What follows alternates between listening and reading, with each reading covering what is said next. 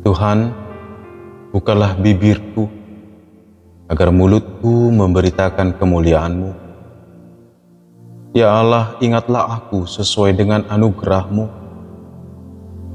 Tuhan, dengarkanlah aku sesuai dengan pertolongan-Mu yang penuh dengan kesetiaan.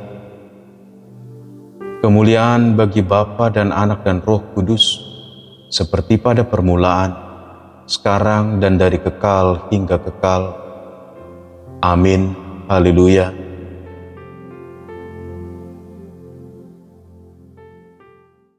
Firman Tuhan hari ini, Mazmur 91 ayat 4.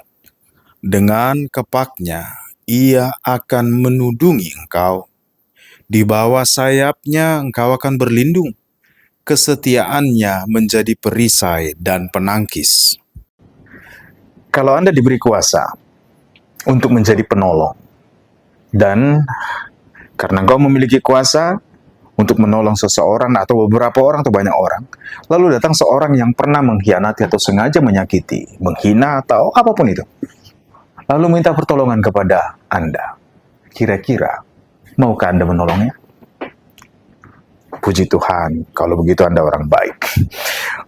Tapi kebanyakan orang kan berpikir dua kali untuk menolong orang yang pernah menyakiti, pernah mengkhianati, atau pernah menjatuhkan. Karena apa? Hampir semua orang punya kriteria-kriteria tersendiri untuk memperlakukan orang lain. Dan di tengah bencana pun, ketika banyak orang tergugah kemanusiaannya dan kefanaannya, andai kata bencana itu terjadi padaku, ada aja orang yang justru mengatakan, aku nggak semencekam itu kok, atau mau menjadi panjat sosial lewat peristiwa ini.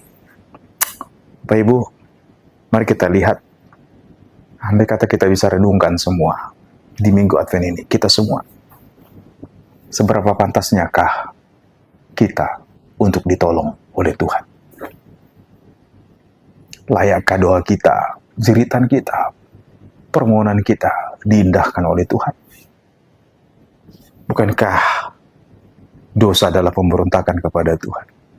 Dan banyak orang, atau mungkin kita menjadi bagian dari orang yang dengan sengaja melakukan dosa dan menyenangkan dan senang untuk tinggal di dalam dosa.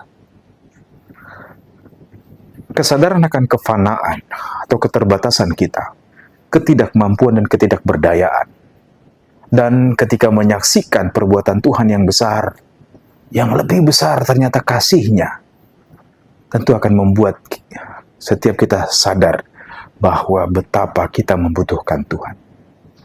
Nyanyian di dalam Mazmur ini bagian dari doa seorang Musa, abdi Allah. Kesadarannya betapa pertolongan Tuhan dan kuat kuasa Tuhan berkali-kali pun memberontak umat itu sejak keluar dari Mesir.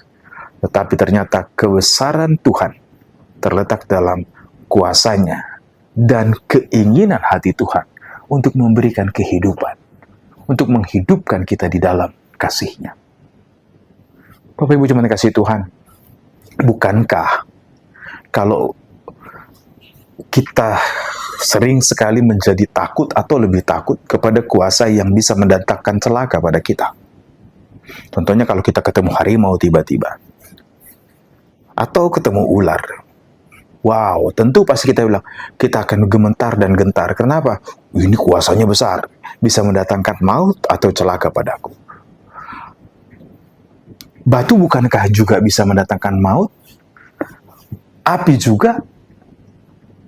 Tapi kenyataan Bapak Ibu jemaat kasih Tuhan, segala sesuatu akan bisa mengancam kehidupan kita.